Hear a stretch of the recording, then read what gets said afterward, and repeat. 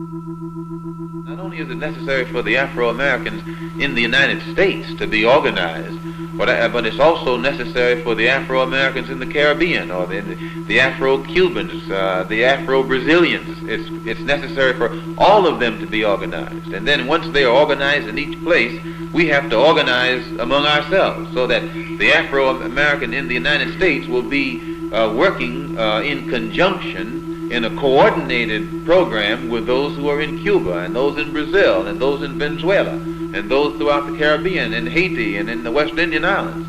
And in this way, we actually get strength. And it's not an accident that there's no organization existing in the Western Hemisphere that's designed toward that end. It would be a direct threat to imperialism as it really exists, and to colonialism as it exists in the West.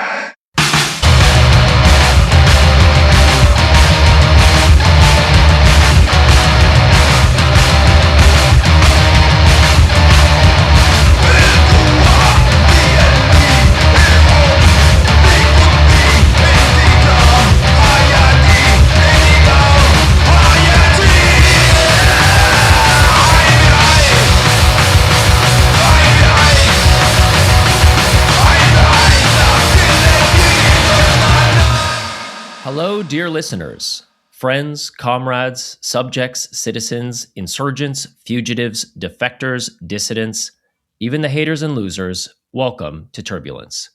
My name is Dylan Saba, and I'm here with my co-host, Seamus Malakafzeli, and our producer, M. Siniza. We're recording from New York City, the center of a world empire that is dying, but so far from dead.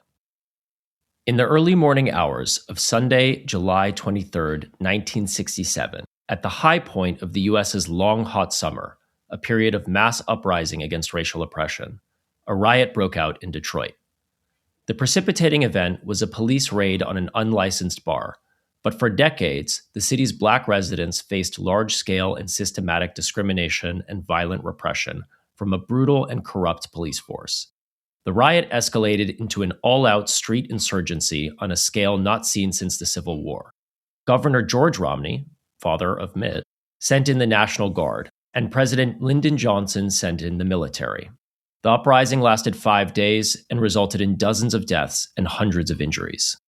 This was one of several catalyzing events in the early years of the Black Power movement that transformed Black radical consciousness in the U.S., seeding new ways of thinking about self-determination and national liberation.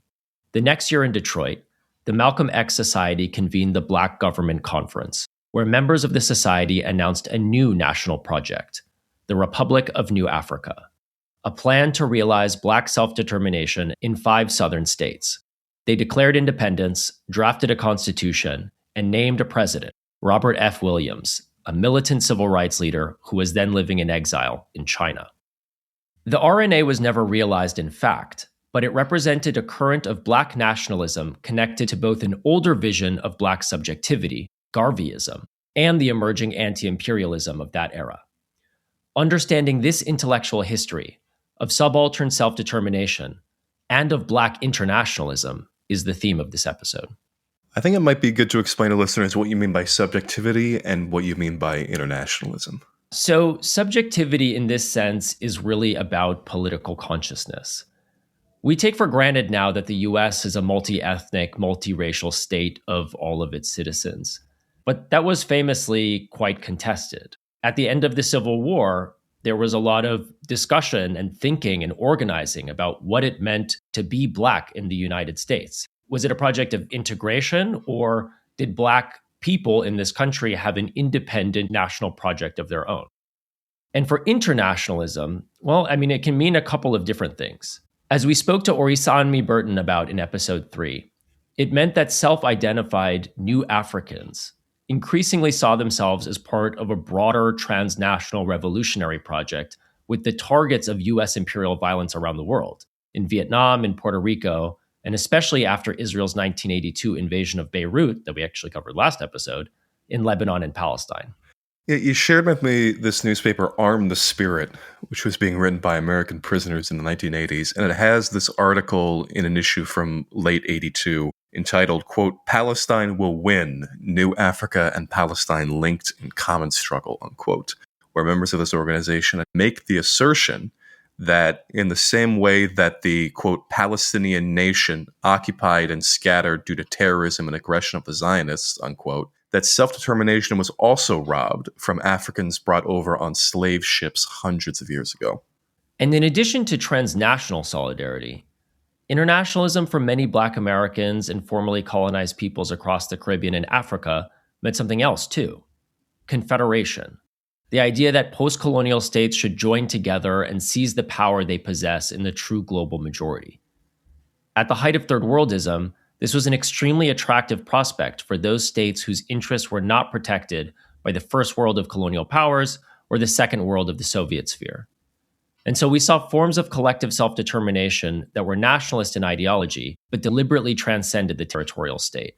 All of these transnational ideologies, whether they be Pan-Arabism, Pan-Africanism, etc., ultimately failed, brought down either by internal fighting, missteps in strategy, lack of organization. The list goes on, despite the passion of many of those who supported such projects and the hold that their memory has in many people today. But with the end of the Cold War and the decline of U.S. unipolar power, new kinds of global South alliances are emerging. These aren't the same grand visions of confederation or regional nationalisms. Some, like the Axis of Resistance network of forces, are explicitly anti-imperialist. Others, like the UAE's collection of secessionist groups across the Arabian Peninsula and Africa, are effectively sub-imperialist. And then you have non-ideological economic alliances, such as the BRICS grouping of Brazil, Russia, India, China, and South Africa. Despite the breathless reporting by some polemicists that BRICS or some other ideology-free supranational organization is going to change the world, internationalism in the modern era, oddly enough, has become much more successful as a right-wing enterprise, with far-right parties all over the world joining together to influence each other on how to keep lesser races outside of their borders and to evict those already within the gates. So if we want to seize an uncertain future, we'll ultimately need to develop conceptions of revolutionary nationalisms and internationalisms that are fit for the 21st century. But to do that, we have to understand how ideas around self-determination and national liberation shaped revolutionary thought and action before, during, and after formal decolonization. And one thing that struck me in this conversation was thinking about the development of a kind of revolutionary Black nationalism and the arc of it over the course of the 20th century.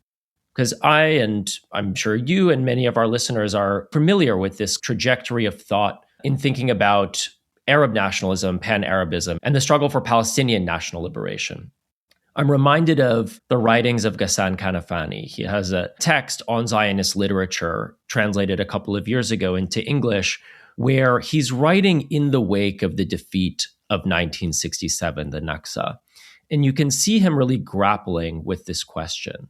He's still writing in the tradition of Pan-Arabism and speaking about the Arab nation as a force for liberation, anti-imperialism, and collective self-defense. And that really is kind of akin to the regional alliances envisioned by Pan-Africanism and a territorial-based vision of collective self-determination. But you start to see him in this period engaging with a broader conception of internationalism, something that is more bound together by ideology and by the common enemy of US and Israeli imperialism. He starts to see the bonds of solidarity with the Vietnamese and actually with Black Americans in the United States. And of course, while that might have kind of more ideological coherence, it also creates challenges, right? How do you build those bonds of solidarity across these really different geographies and contexts? What we talked about with Ori kind of interested me in that there was a lot of Black nationalist, Black revolutionary groups in America at that time who were attempting to forge these bonds, but Palestinian organizations, other Arab organizations either didn't know or didn't see those sorts of connections. I mean, it did show up, you do have references that, Palestinians of that era make to the struggle of Black people in the United States, but the actual bonds of solidarity, the actual connections, they just weren't fully developed and there. And I think part of that has to do with globalization and technology of communication, but also part of it just speaks to the real barriers to doing that. And I think that the political moment we're in now, we've seen a kind of not just the failure of pan-Arabism, right? Obviously, that project is pretty much dead, but we've seen the total capitulation of Arab states in supporting Palestine, even far beyond the kind of capitulation that certain African states demonstrated in the struggle for the liberation of South Africa. And so the impetus to create a more global anti-imperialist coalition is there. And I think the challenge that we're confronted with is the challenge of multipolarism, that the collection of states who find themselves antagonistic to the West don't have a unity of ideology, right? You were talking about China and Russia and South Africa and Brazil. Like, these are all states with totally different ideological postures. And so the challenge before us as an internationalist left is to forge a unifying project that is ideology forward. And I think that is fundamentally something very difficult to do, but we can all agree is politically necessary. And so to explore the intellectual history that animates some of these questions, we've spoken with Adom Getachew, professor of political science and race, diaspora, and indigeneity at the University of Chicago, and author of the book Worldmaking After Empire, The Rise and Fall of Self-Determination. We wanted to speak to Adom because her book provides a really essential and radical counter-history of the concept of self-determination that runs against a lot of how we in the US were taught to think about this concept, and imbues it with the spirit of the world's majority, the colonized people. Before we go into the conversation, I just want to say we're committed to independence, so we will never run ads or have any institutional affiliations, which means we're entirely listener funded. So for $5, paid subscribers will have access to regular news roundup bonus episodes, and will also be eligible for a book giveaway this holiday season. Most importantly, our paid subscribers will help us keep this project going. You can subscribe today at turbulencepod.substack.com. You can follow along on Twitter/X and Instagram at turbulence_pod.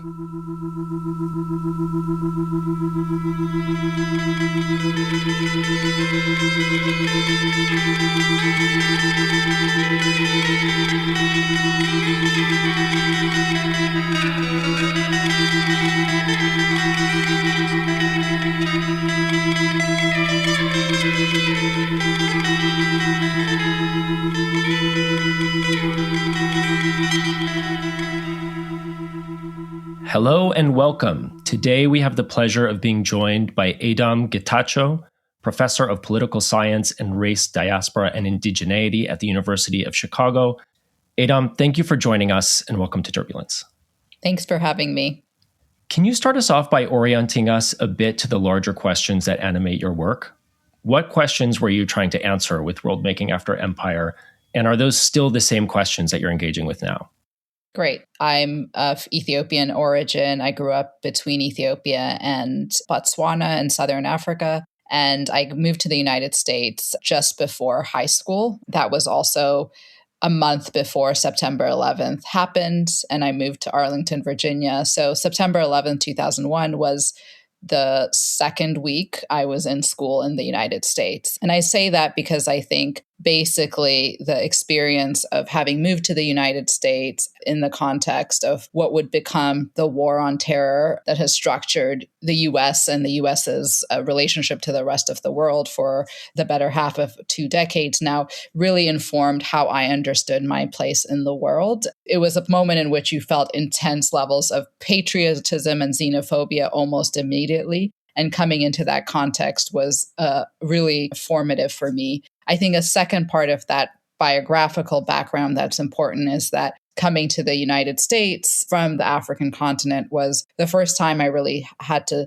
think explicitly about race and racialization. It was there, of course, in the African context, but I grew up in majority Black places. So those weren't the primary forms of difference that organized my daily life. And so coming to the United States was, again, this kind of awakening to the question of race. So in various ways, my work emerges from these two kinds of problematics, how to think about empire and histories of imperial domination and their persistence even after the end of formal empire, and how to think about questions of race and racialization. So in various ways, my first book, Worldmaking After Empire, really tracks those two longstanding preoccupations. It looks at how ideas of self-determination and independence were constructed, imagined, and institutionalized by primarily African, Caribbean, and African American thinkers in what would be called the kind of high moment of decolonization, that period after World War II, where African, Caribbean, Asian states begin to gain independence and begin to shape world politics. And we can talk more about the specifics of the argument of the book, but it really stems from this idea that Black people have had important perspectives and analyses of international politics, that they were global thinkers even when they were fighting for national independence, and that they sought to shape the post-war international order to really imagine a world after empire. So in various ways, my work continues to be concerned with those twin questions of empire and race, and continues to be concerned with the ways that Black people have imagined and conceived a world, a different kind of world. And I've pursued that set of questions in a variety of different domains. Most recently, I was part of a curatorial team that put together an exhibition called Project a Black Planet, the Art and Culture of Panafrica, that was opened here in Chicago last December and is now on view in Barcelona before going to London next summer. And that's an exhibition that spans the last century and looks at visual culture from Africa and the African diaspora to think about the ways in which art and culture was central elements of imagining a Pan-Africanism throughout the 20th and early 21st centuries. And my latest academic work, I'm now focusing on Garveyism, the kind of Black nationalist Pan-African movement that has its height in the moment of the 1920s. And I think in some ways, again, the questions remain similar, but I've increasingly become, I guess, dissatisfied with what I think of as the kind of high politics focus of the first book. And so my work in thinking about Garveyism is really informed by an idea, an attempt to think and theorize what a mass movement, a mass politics of Pan-Africanism looked like. I first read your book, Worldmaking After Empire, not long after it came out. And as a Palestinian and someone steeped in discourse around Palestine, I found your counter-history of the concept of self-determination extremely clarifying. And that's because self-determination in the Wilsonian sense, which is how we in the United States are taught to understand it, never made that much sense to me. Like the idea that territorial claims could somehow flow from ethnic identity by universal right was not only obviously contradictory, it was used to justify naked acts of colonial dispossession. Can you explain how others in the early 20th century, starting maybe from Lenin, but also moving through Du Bois and some of the other Black thinkers that you write about, had a more anti-imperialist understanding of the meaning of self-determination? Yeah, in some ways, it's really a misnomer to speak of a Wilsonian idea of self-determination, because he very rarely, he actually maybe never used the actual term self-determination. A couple of times he does. And in various ways, Wilson's preoccupations at the end of World War I are about trying to maintain a stable world order, especially between the European states that had gone to war. So in some ways, it's an attempt to contain the demands for independence. And he has anxieties about various kinds of emancipatory or universal principles that go back really to his writings and thinking about emancipation and Reconstruction in the US. And so for Wilson, really, what he's trying to do is basically say the self of self-determination is really a very specific self, right? It's a self that has certain kinds of capacities, has reached a certain level of development, has a certain kind of ethnic makeup, right? And if, for instance, this is why in his writings, the Philippines could never realize a self-determination. I mean, I think it's really the term self-determination has a very important history in socialist thinking. It's important in Lenin's own imagination. And in this context, self-determination emerges from thinking about multinational empires like the Russian Empire or the Austro-Hungarian Empire. So these kind of large European empires that incorporated multiple nationalities and peoples. And so in this context of how to think about, and there are various answers people provide to this question, how to think about self-determination is trying to figure out how to deal with the question of multinationality in places like the Russian Empire. Crucially for Lenin also, he begins to think about how emerging nationalist movements in places like India and Egypt, how we might think of those as the beginnings or the first step in a wider socialist project of transformation, right? So his account of self-determination makes room for what are not obviously socialist movements, so national liberation movements, as a part of a wider attempt to inaugurate the conditions for socialist revolution. And that's the context in which Lenin really theorizes self-determination. So then the concept self-determination does gain wide reception among anti-colonial, what would soon become anti-colonial actors, but colonial subjects and their African-American allies in the beginning in the interwar period and into, of course, more importantly, after the Second World War. So let me just take Du Bois as an example, because I think part of the issue is that in this period, the early period or the kind of interwar period, it's still very unclear what the self-determination might mean. So Du Bois, for instance, thinks that people should have the right to govern themselves. But the precise institutional configuration in which they would do that, he's quite open. So he, for instance, thinks you could have a project in which colonial subjects are incorporated as equal citizens, say into the French Empire, and would have voting rights, would have local self-government, but would remain part of something like a French federation. So that was as open an option for him as outright self-independence and the creation of a kind of an African state or an African federation. So there's quite a lot of openness in the interwar period to a variety of institutional arrangements. And these ideas of transforming empire into more egalitarian federation persists, especially in the context of the French Empire, where various African and Caribbean thinkers like Léopold Senghor or Aimé Césaire hold on to the idea that the French Empire might be reformed and transformed from within its terms. Within the Anglophone context, where really that project of federation had always been limited to only the settler colonies of Australia, of Canada, of South Africa, in places that are majority Black and Brown, the idea of federation was not as viable an option. So independence becomes immediately the more likely route for those places. And I think in that context, what people are really trying to figure out is, okay, self-determination means self-rule, self-government, the ability to direct your own political and economic affairs. But the question immediately becomes,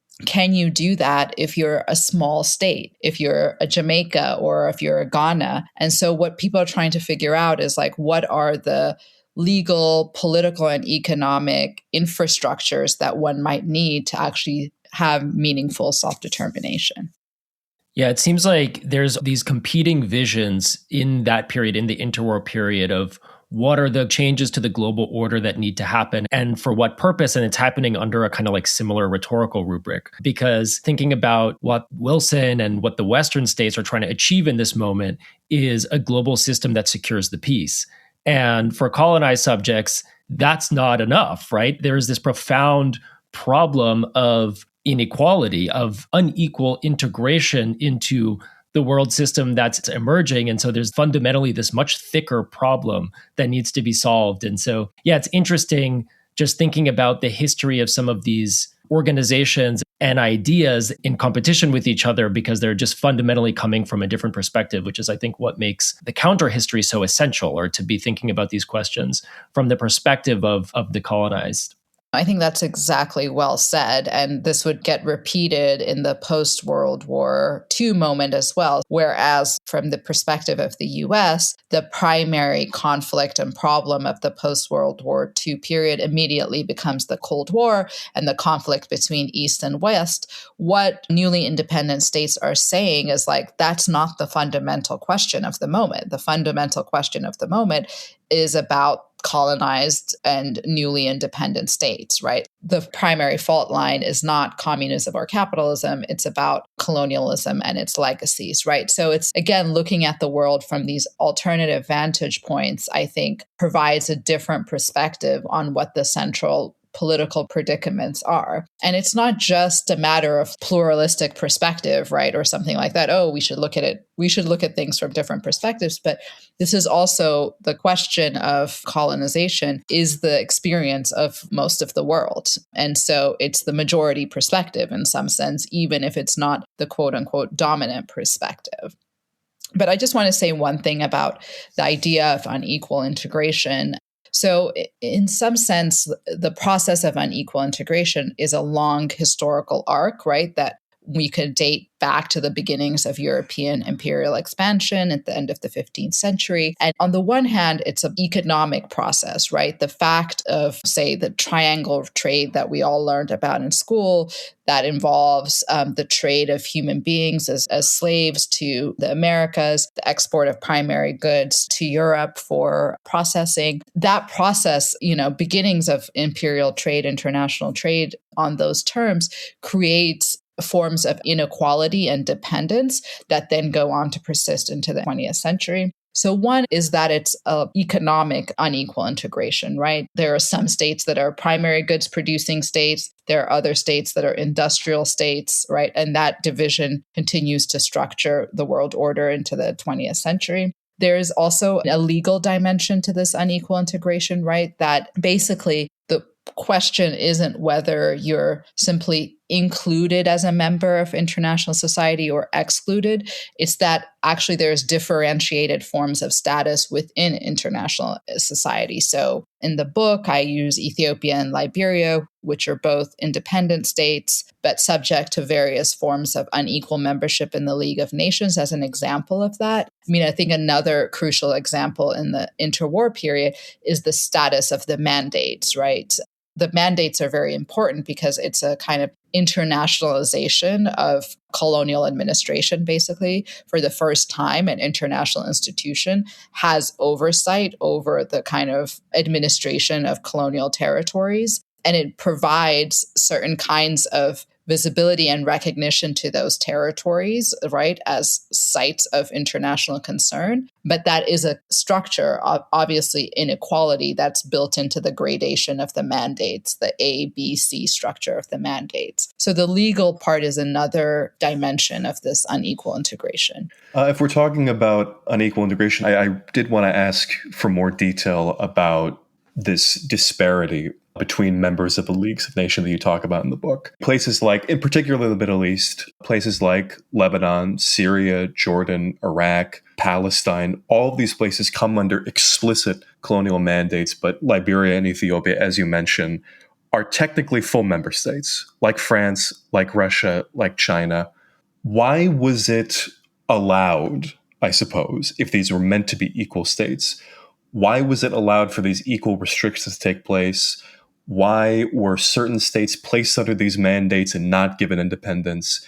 And can you go into a little bit more detail about what distinctions there were in the treatment between full member states that had that unequal integration and the colonial mandates? Yeah, so that's a great set of questions. So first, the mandate system was organized to govern those parts of the colonies of the defeated states. So of Germany, of the Ottoman Empire. And so these are the reasons why large swaths of the Middle East, parts of Africa fall under the mandate system. And then, as I said, within the mandate system, there's various gradations of a presumed proximity or readiness for self-rule, right? And that's the ABC structure that was imposed on the mandates. So the case of Ethiopia and Liberia is very interesting because they're states that are not formally colonized. Liberia is a very interesting case because it's set up by the American Colonization Society. It's a state that was organized to receive freed African Americans, freed Black people from the Americas. And the state is in some ways it's colonial in the sense that it was set up by formerly enslaved people from the Americas and has always had a long and deep connection to the United States, was never a colony. Ethiopia similarly escaped Italian colonization in the late 19th century and remained an independent state. It had diplomatic relations with a number of states, European states included. So these two states, so Liberia is a member from the beginning. Ethiopia requests membership about 4 years into the League's existence. And at various moments, there are debates about whether these states should just be mandates, right? But the reason that they can't is because both of these states have some of the attributes of states, like diplomatic recognition, treaty relations with other states, that can't just be erased. And again, because also the mandate system was designed precisely for this question of what to do with the colonies of the defeated states, it becomes hard to just simply fold these states into it. But what I suggest in the book is like a different kind of mandation, because there are very specific requirements for these two states as part of their membership that aren't requirements of all the other states. And specifically, they have to do with the abolition of slavery and specific requirements about not, in the case of Ethiopia, not importing arms into the country. So non-preparation for war, basically. And both states have to regularly report on their meeting certain requirements. There remains questions throughout the period about whether they're in fact meeting their requirements, whether some more intervention by the League or by other member states is required. Ultimately, this culminates in, this is not the cause of it, but Italy invades Ethiopia in 1935 and basically acts as if they were the mandatory power over Ethiopia. So they begin to submit reports on behalf of their colonial holding, just like the other mandatory powers happen. So in effect, what happens is something like a mandate structure without it being the official structure. I'm not sure if I fully answered your question, so feel free to follow up. The only remaining confusion that I have is, I guess, about all of the different characteristics of the mandates themselves, because I remember reading in school about the different mandates within the Syrian mandate and the Lebanese mandate, things like the Alawite state, the Druze state, why those were eventually folded into Syria and into Lebanon, but others did not. I guess my confusion stems from the idea that these were envisioned as long-term projects and their failures were not intended. But they are just straight failures. So I suppose there shouldn't be any confusion. Yeah, first, I guess I would just strongly recommend to you and to all your listeners Susan Peterson's book. She's a historian at Columbia. She wrote a fantastic book on the whole mandate system. I'm now forgetting the title of it, but if you look up Susan Peterson mandates, it will come up. It's a fantastic book because it goes into basically every single mandate and the structure of it. And she also has a really interesting, I believe Iraq is the only mandate which gains independence during the course of when the mandate system is still in place. And it's a very interesting examination of the precise requirements imposed on Iraq as part of their achievement of independence and statehood. So it basically shows, I guess, there's great ambivalence about how permanent a structure people thought they were creating when they create a mandate system. And part of what the ABC differentiation was to suggest that the A mandates would gain independence faster. And the C mandates, which were primarily in Africa and in Oceania, were going to be under mandate for a very long time. Basically, they had the same status as colonies, the colonies in Africa. So that's one. The thing you were saying about the internal differentiation within, say, the Syrian mandate goes to something that Dylan was saying earlier, right? That there is this kind of preoccupation with racial difference and ethnic difference, religious difference, viewing these as kind of differentiated peoples that have to be managed differentially, basically. it's not to say that the Ottoman Empire did not recognize difference. Obviously, it recognized difference, but it had a different relationship to the question of internal plurality, right? And attempted in various ways to give forms of autonomy and recognition for especially religious difference, right? Without viewing these as kind of necessarily communities that it was not capable to govern them in the same structures, right? So each vilayat was not given to an individual race or exactly. creed. Something that I did want to ask about, just as a rhetorical matter, I think there are a good deal of people who defend Palestinian legitimacy, Palestinian self-determination, through what is very similar to that Wilsonian ideal, that Palestinians as an ethnic identity, Palestine belongs to them instead of Jewish settlers, that it's fielded through that lens. Are there problems with using that as the exclusive defense to support Palestinian self-determination, or am I overthinking that? I mean, I guess I would say yes. My sense of this question is that this is about the question of how do we think about settler colonialism and how do we think about claims to indigeneity, right? So one kind of claim, obviously mobilized on the part of the Zionist state, on the part of Israel, is like, we are actually the indigenous people of this land. And as a result, we have priority. We were here first, that kind of, we were here first. And I think what this does is creates, I mean, you see this especially in the African context, claims of indigeneity in contexts where there is long histories of religious, ethnic, racial pluralism create zero-sum games, right? So, for instance, a lot of states, Ethiopia, Nigeria, have tried to manage pluralism, ethnic pluralism, by saying, okay, this area is like the homeland or the place of this ethnic group, right? But what happens when a neighboring ethnic community also lives on that land and has for centuries, right? Like, and this is generated internal to these countries, you know, aspirations for homogeneity or expulsion or and so forth, right? So I think that's where, I guess the problem I see with it is about a kind of claim of exclusivity, right? That's tied to a very strong view that self-determination has to look like governing a territorial unit as a people. Now, this is part of the legacy of the 20th century and the 20th century history of decolonization I study, right? So a lot of what happens over the course of the 20th century, and especially in the high period of decolonization, is that the nation state does become legitimized as the institutional form in which self-determination occurs, right? And that makes it any and all claims for self-determination have then taken this argument of like nation requires state, right? Claim of nationhood must be realized in the form of the state. And I just think this is an opportunity, like both the question of Palestine and the wider resurgence of indigenous political thought and indigenous politics in the Americas and elsewhere, is really an opportunity to question that as the only form in which self-determination can happen, right?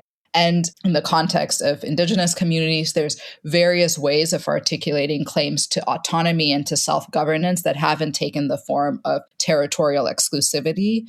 And there may be other ways of thinking about that question beyond those examples, right? But I do think loosening the claim of exclusivity and territoriality as the primary vehicles through which a claim of self-determination can be realized does seem important to me. I like that framework of loosening that relationship, because as a Palestinian, self-determination has only ever really made sense to me as a form of self-defense, as a form of defense against colonial incursion, colonial domination, which though is separate from but related to the question of political strategy, which Palestinianism has often taken the form of a guerrilla struggle, an armed struggle, which is a practice of resistance that is inherently tied towards land and territoriality and the liberation of territory. But distinguishing that out, the concept of self-determination and taking a more kind of defensive or like a view of self-determination as an assertion of non-domination, I think clarifies what the actual relationship to land can be. Yeah, and I guess I'll just say one thing about territoriality. So I think the way I was speaking about territoriality is a claim for sovereign territoriality, right? Like, this is ours. We have exclusive jurisdiction in this space, which is, that's what every state does. Settler, colonial, all states, that is the structure, we have exclusive claim on this piece of land as the sovereign entity, right? But you can imagine forms of territoriality where there's a communal claim to land and to saying this is our communal land, we govern this land without insisting that that comes with these strong boundaries and borders that are policed, that, make impossible forms of collaboration or exchange or mobility of others across that territory, right? So, in the kind of traditions of Black political thought, I'm thinking about histories of marronage or quilombismo in the kind of Brazilian tradition, which have become really important for Black communities in South America who have now been granted certain forms of communal territory as Black people with this history of marronage or quilombismo.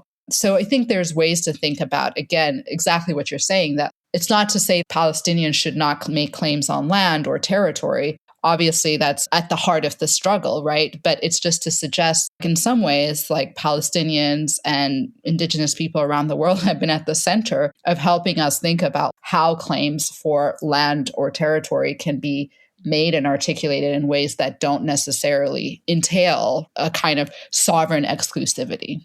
If we're talking about territoriality, loosening that borders, you talk about Pan-Africanism a lot in this book. All these different attempts to create the momentum to unify swathes of the African continent. Some people like Marcus Garvey, like Nkrumah, advocating the full unification of Africa under a single flag. At the same time as a lot of these attempts in Africa, like the Union of African States, there were also attempts in the Arab world, like the United Arab Republic as the most prominent example, to unite all of these disparate nations sharing a larger identity against a far more powerful imperial bloc.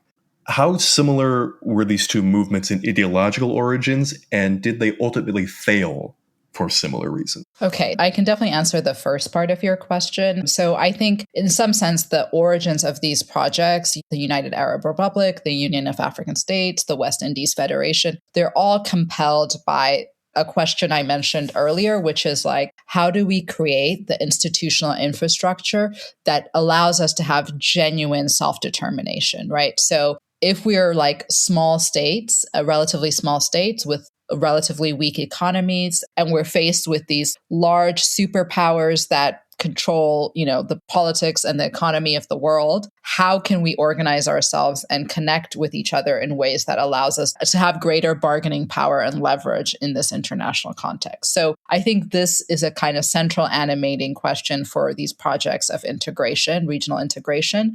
In terms of why they fail, here I'm not as sure if this applies to the UAR, but I think what happens in the Union of African States is a couple of things. One, and here I'll say it's been now, I think, 6 years since I've written the book. So I feel like I have different kinds of answers to the failure now than I was able to state in the book. So what I would say now is that I think there's a couple of issues that this project of integration or Pan-African Federation faced. One is that in some ways, even a person like Nkrumah, who is probably the most sincere and most prominent advocate for regional integration, he had, at least, partly because this was the only route he saw to it, right? He had spent so much energy trying to put together the state of Ghana and to insist on unitary sovereignty at the level of Ghana, right? In part against other subnational ideas of self-determination, people who wanted looser federations, more autonomy within Ghana. So he had insisted on a kind of unitary state at the level of the nation, right? Which basically, if you have a unitary state which insists on sovereignty vis-a-vis the people under you, right,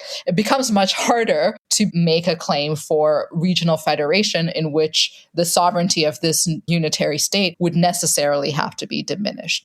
So part of what I think now is the inability to really attend to forms of internal pluralism and to address those concerns for local autonomy and local self-governance, in fact, hampered the ability to really think seriously about what would be required for a federation. In some ways, what ended up for a person like Nkrumah, what he tried to do is take that unitary form of the state he had articulated in Ghana and basically scale that vision up to the level of the continent, right? And that raises all these similar anxieties for other states that are just like, we're now going to be subject to this huge leviathan, right, at the level of the continent. The listener can't see what I'm doing, but I'm making faces because this sounds exactly like what happened with the UAR, with Egypt trying to basically impose its unitary vision over entire sovereign states like Syria, and that leading to similar issues.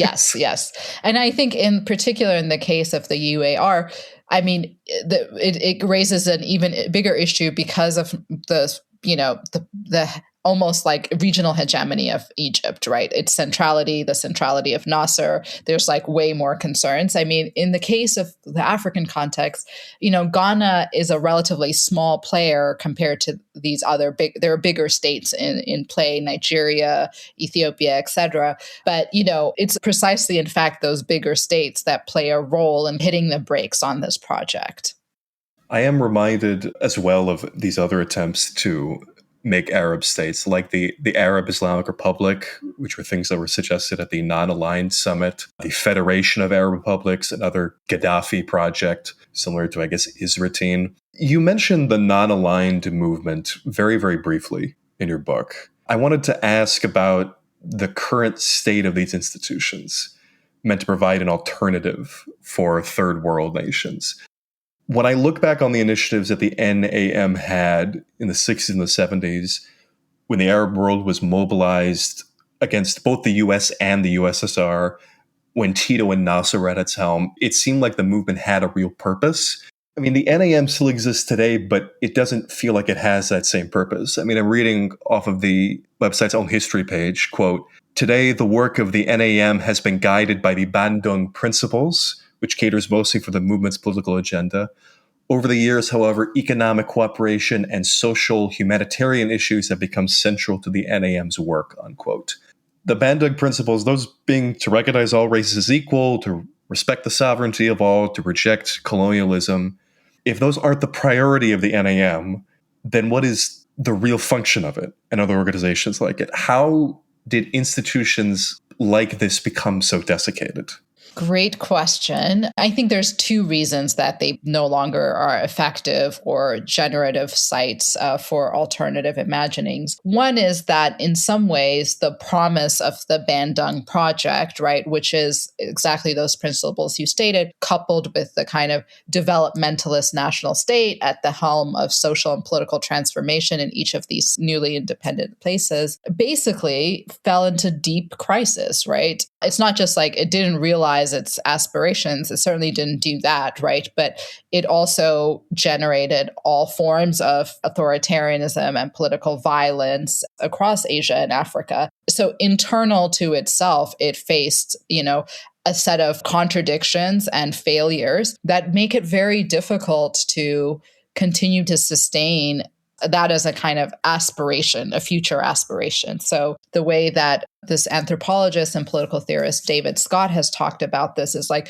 we live in a moment after Bandung, right? After that horizon of political possibility is just not one that we still can look forward to in a way that in the 50s and 60s, you could really imagine that this agenda would be realized in the coming future, right? To think of the post-colonial state as an engine of social and political transformation is laughable. No one believes that. Not even the people who helm the post-colonial state believe in its radical potentiality as a site of social transformation anymore. And I think that's just in various ways across the post-colonial world, people are reckoning with that failure or inability of the state to realize its vision of social transformation. So I think that's one. Two, I think, is that the structure of non-alignment worked in a bipolar world, right?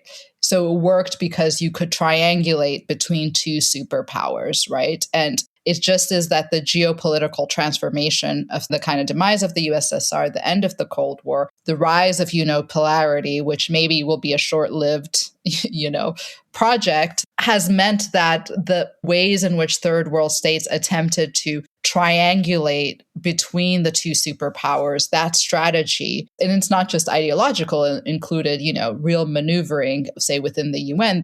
I don't think you get a right to self-determination, for instance, without that geopolitical context in place for third world states to have maneuvered against. That's no longer the context or condition. So what does non-alignment mean when there isn't alignment anymore in either direction?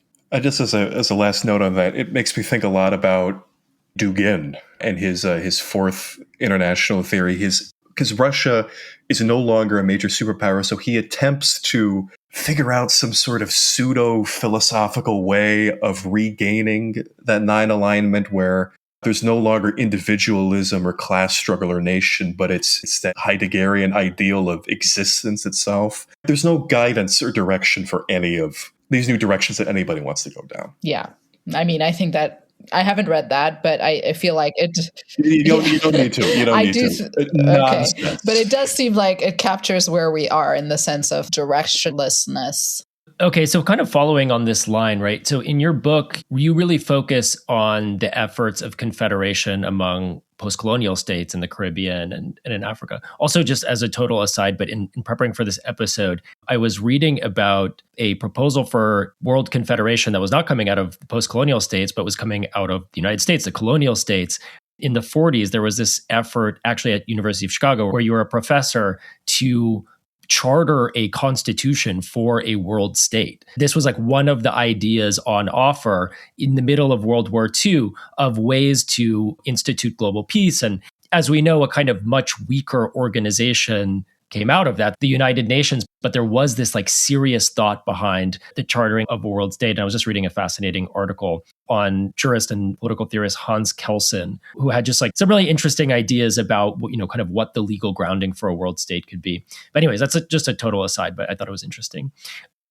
But I did want to talk about, we're talking about the post-Bandung moment and how these attempts at confederation of post-colonial states really failed to materialize. They failed to materialize in Africa and in the Caribbean, and they failed to materialize in the Arab world. But thinking in the long afterlives of these, we're now in a moment where, yes, it's a unipolar moment, but we're also seeing new forms of strategic alliances. But increasingly, they're not among states or states as we traditionally think of them, right? We have alliances among quasi-state actors, non-state actors, and these can take on, broadly speaking, anti-imperialist orientations, such as, groups aligning to fight Israel. But there's also versions of it that take on kind of sub-imperial orientations. If we think about, for example, the network of forces that the UAE is supporting across Africa.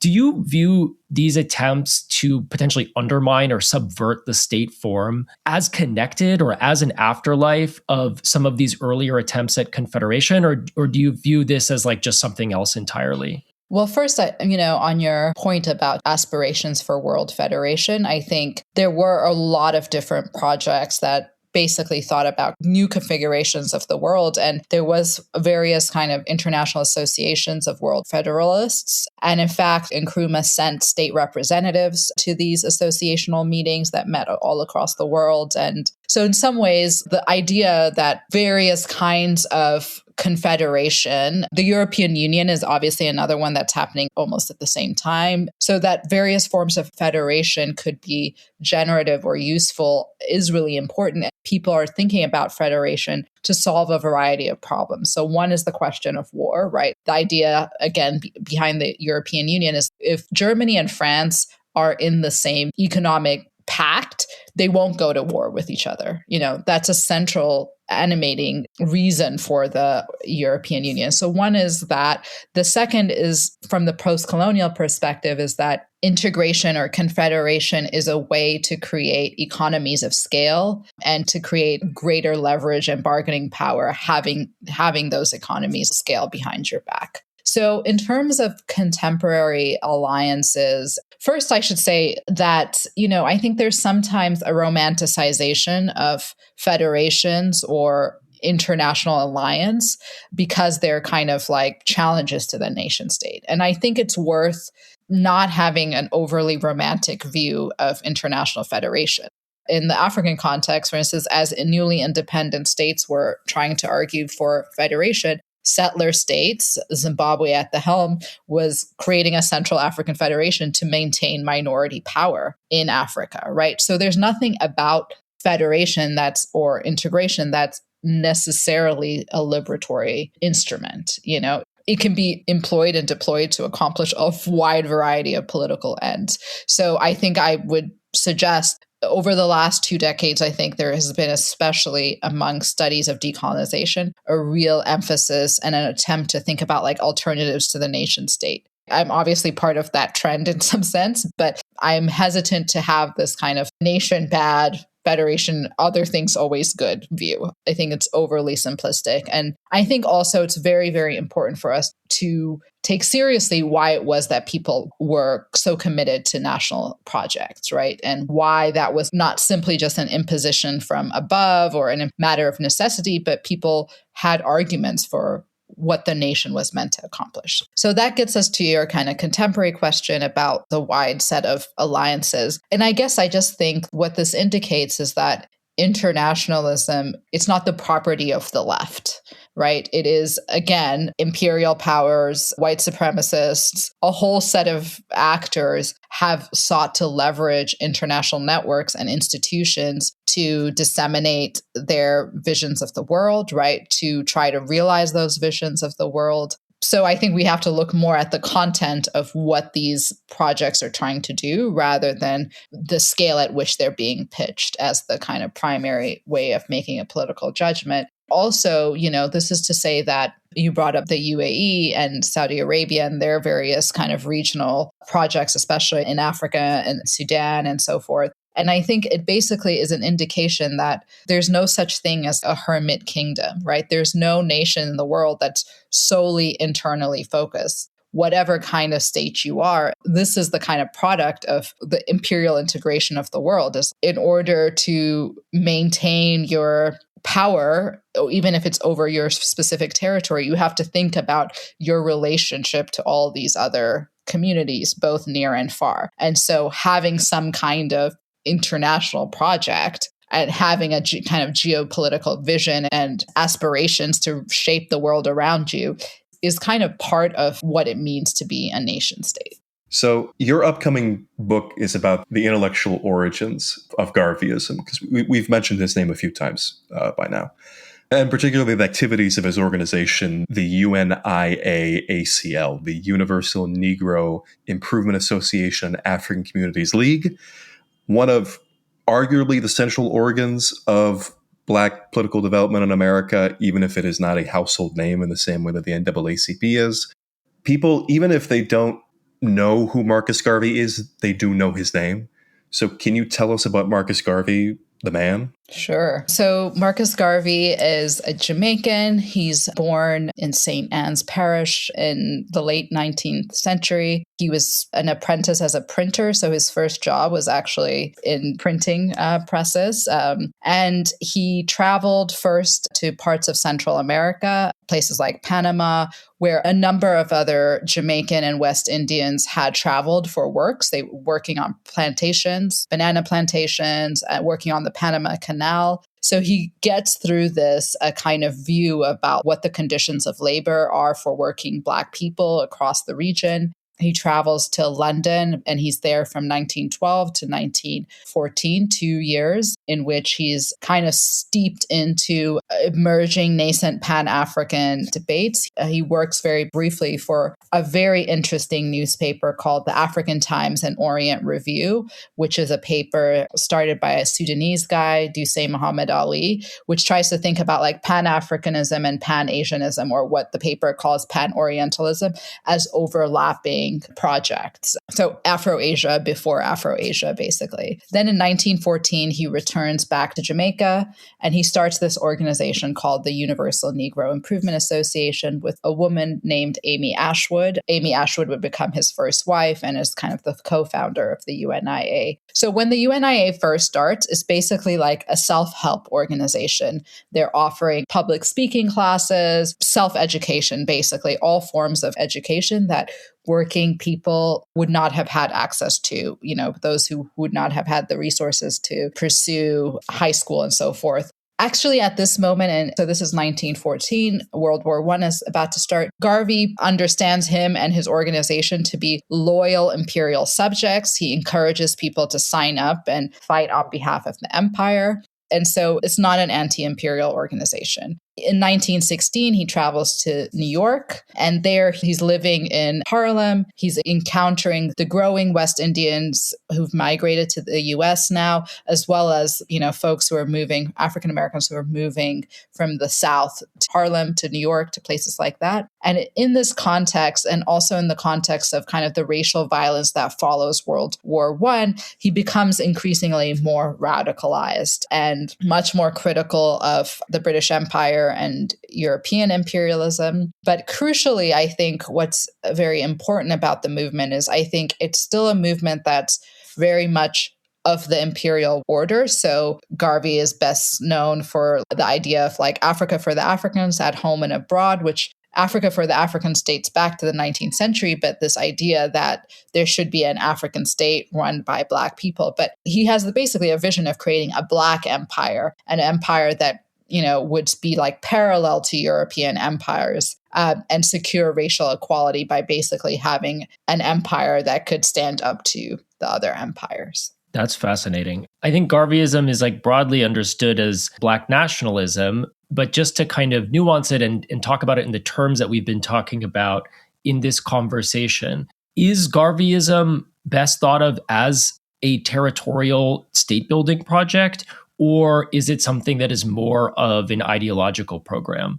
Should we understand the Garveyist conception of Black nationalism as something that could be achieved in a particular country, like, for example, Liberia, or in a confederation on a continent, or even maybe something beyond that, something like a universal subject position or more universal subject position that it could include indigenous peoples worldwide? Yeah, so it's funny. I think the answer is like all of the above in some sense. So there is a period where Garvey is like where Garveyites, the program, the UNIA is trying to work with the Liberian state to set up a headquarters in Liberia to continue that project of Black emigration to Africa that, had occurred in the 19th century. So that's definitely part of the project. And in the height of racial terror, especially in states like Oklahoma, there are African Americans who leave their home and travel to Harlem with the hope that they will be able to secure passage to Liberia, right, under the auspices of the Black Star Line, which is the shipping company that the UNIA begins. So that's one version of it. The second version is like what I've been calling, so that's like, I guess, a territorial vision. We're going to set up shop in Liberia, right? There's never this perspective that like every single Black person is going to live in Africa, right? So part of why you want a Black empire, Black state is that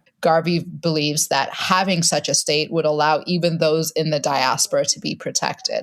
For him, a crucial justification for that thinking occurs when there's a lynching of Italian Americans in New Orleans. Of course, Black people are lynched all the time, right? But what happens when Italians are lynched in New Orleans is that the Italian government makes a formal complaint to the government of the United States. There's an apology issued. It's investigated, like a real response is mounted. That doesn't happen when Black people are lynched. And he's like, if we had a state, maybe something would happen when Black people were lynched, right? This is one of the places you can see why it is someone like Garvey or others might think, hey, maybe there's something in this idea of having a nation, right? It can't be all bad because some people seem to be getting something for having this that we don't get. I'm curious if you see a kind of Garveyist argument that the decolonization moment actually did reverberate back on the United States and contribute to advances in civil rights in the US for Black people, or if that's like a stretch. No, I don't think that's a stretch. So, I mean, I think there's lots of really important connections between the process of decolonization in Africa and around the world and the civil rights struggle in the US. Absolutely. Direct forms of influence, right? In the ways that people are thinking about civil disobedience and nonviolence as strategies of mass protest, just the inspiration that people are taking. When Martin Luther King comes back from celebrating Ghanaian independence, he gives this really powerful sermon called The Birth of a Nation, right? Talking about what the arrival of an independent Black country means for Black people. But I just wanted to go back to like Garveyism and say, on the one hand, there's this kind of national territorial vision. On the other hand, there's this kind of imperial vision that's really about the ways that Garvey thinks the focus on the Black Star Line. The Black Star Line isn't really just about transporting people back to Africa.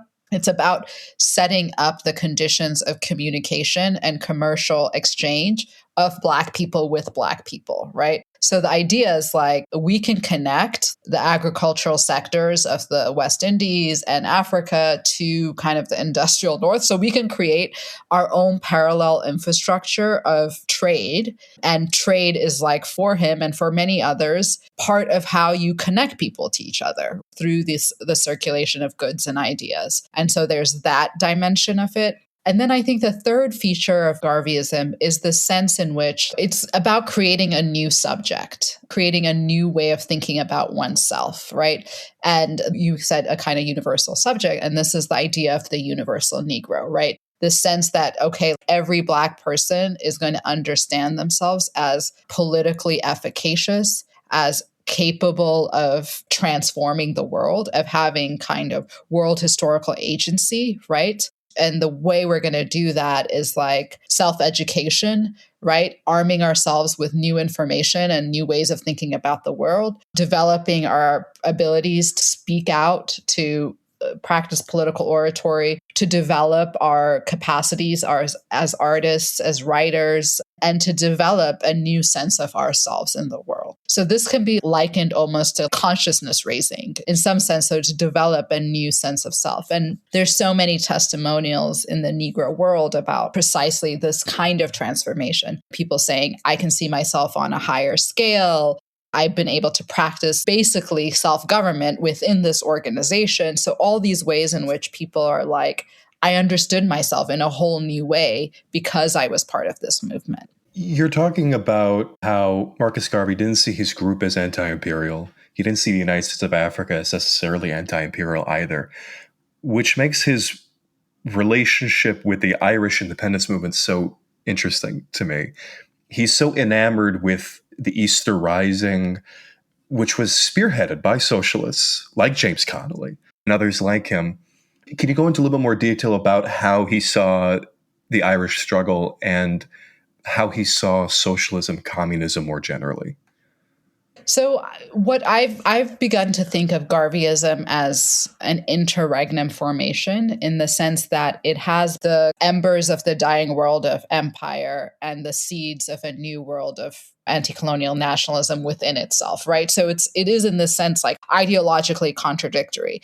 On the one hand, he's very celebratory of Irish nationalism. He's constantly writing Valera and saying how enthusiastic he is and how him and the 400 million Black people in the world like support the Irish struggle. He writes to Gandhi on similar terms. So he's really like, this is great. But then the way he imagines the project, as I said, it has these imperial undertones. The fact of creating a Black empire in the early aims of the organization, it includes civilizing the backward tribes of Africa. So it's quite also enamored of this kind of 19th century civilizational imperial discourse. I don't want to interrupt you, but something that kind of like struck my eye was this line in Hail, United States of Africa, the poem that he wrote, where he talks about the glad home of Sheba is once more free, as o'er the world the black and tan raised his head.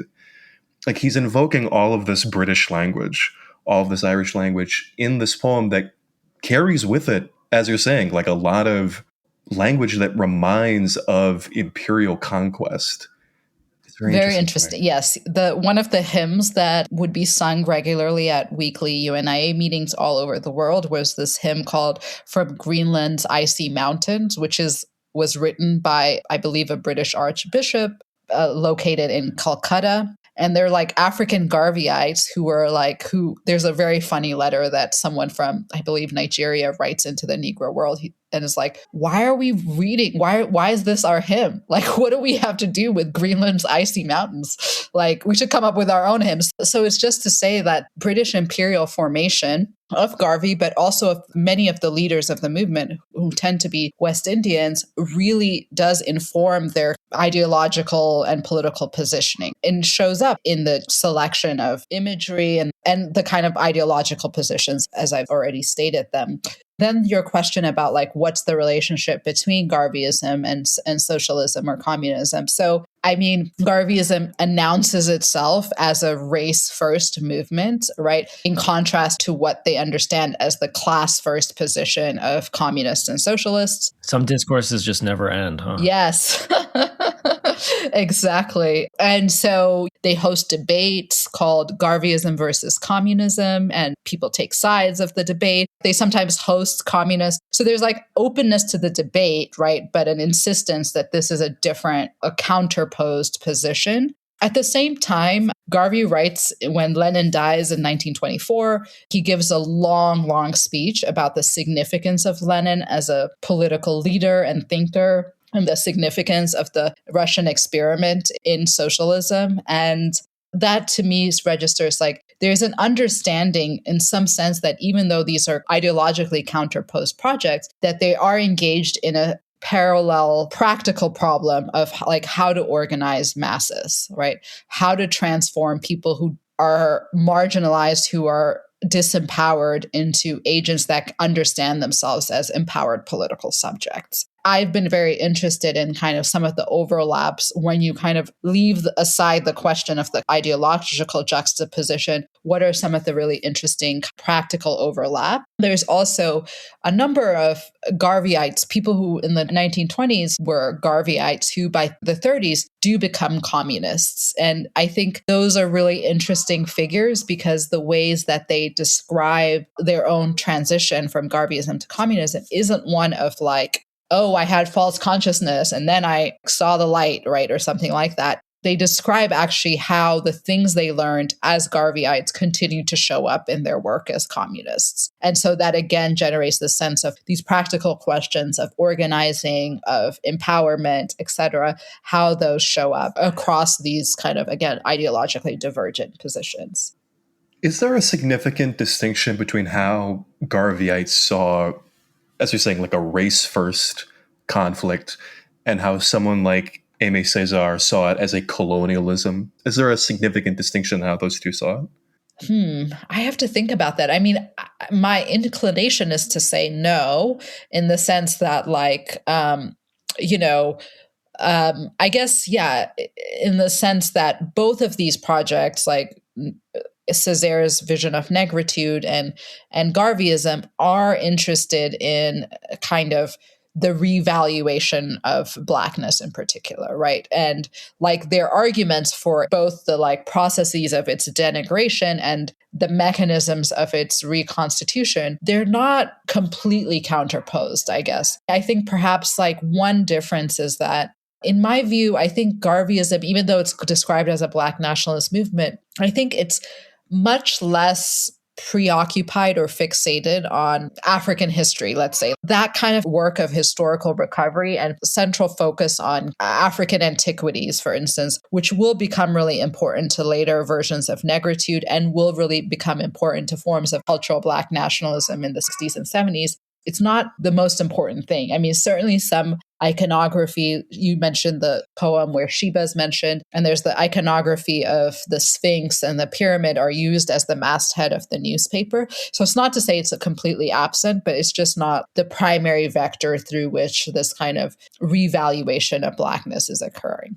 And then I just want to say one final thing, which Dylan had mentioned earlier when he's like, is this kind of the creation of a universal subject? how open is this category of Blackness, right? Is it just about like African descended peoples, or is there some kind of wider vision of it? So what I will say is that on the one hand, I think Garvey, especially as the 20s proceeds, he becomes increasingly essentialist about his idea of Blackness. And, very famously and controversially, he meets with the Ku Klux Klan and he says, we basically have the same policy, or both against miscegenation, right? So on the one hand, there's this kind of highly essentialized notion of race that gets articulated. On the other hand, there's quite a lot of capaciousness in terms of how Blackness is understood. So I'll give you a couple of examples. One is that in the newspaper, often like Black is used as a term for all kinds of colonial subjects, especially Indigenous peoples. So there are articles that talk about the experience and plight of Indigenous peoples in Oceania in particular and describe them as Black. There was a chapter of the Universal Negro Improvement Association in Sydney, Australia, and that chapter was composed of Indigenous Australians. The chapter or news about the UNIA and paper, The Negro World, was carried to Australia by West Indian sailors. There's also some moments in which East Indians who migrated to the West Indies during indenture and became Garveyites. So there's one editor of the newspaper, H.G. Mugdall, who lived in Trinidad and then moved to Harlem. He became a really prominent Garveyite and was like the mastermind behind the Garveyism versus communism debates that I mentioned earlier. Regardless of how developed the anti-imperial or anti-colonial identity or conception is in Garveyism when it's with Garvey, the ideology does go on to inspire a whole host of anti and post-colonial projects worldwide, from Nkrumah in Ghana to the Republic of New Africa in the United States. Do you see its afterlives extending through the present? And what does or might Black internationalism, Black nationalism look like today? Does the legacy of Garveyism continue into those politics today? So one thing I'll say is I think the influence of Garveyism on the kind of mid-century transformations, civil rights, Black power, decolonization is very significant and not widely recognized. So I just think like there's a way to read Garveyism as a failure, right? The shipping line is bust, the aspiration to create a state, it never even gets off the ground. By the beginnings of the 1930s, the movement has really dramatically declined from its height. But in some ways, I think it like creates the seeds for the kinds of political organization that we see in the mid-century. So Garveyites are central to the formation of a number of nationalist parties in Africa, including the African National Congress in South Africa. You've already mentioned Nkrumah. The children of Garveyites become the kind of crucial figures of civil rights and Black power. Malcolm X's parents were Garveyites. His mother, Louise Little, wrote regularly for the paper, and that's a central part of his own intellectual and political formation. So I think it's absolutely the case that Garveyism's influences continue. Garveyites are central to the formation of Rastafari, of course, which, has reverberations into the present.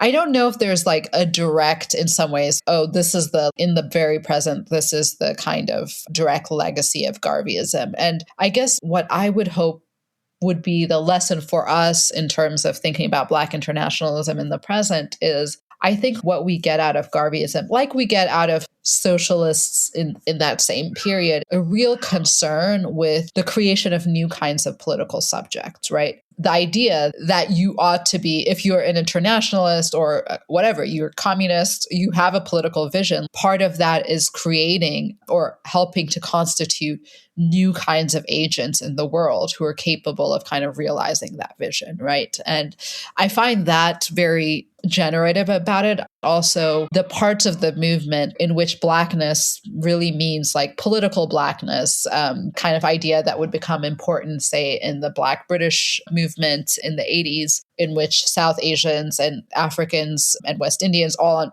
organized under the banner of Black. I find the suggestions in Garveyism of that kind of orientation also very generative and productive for the contemporary moment. Adom, thank you so much. This has been a really fantastic conversation, and we really appreciate you sharing your time with us. No problem. Thanks. This was really wide-ranging and lots of fun. Thank you.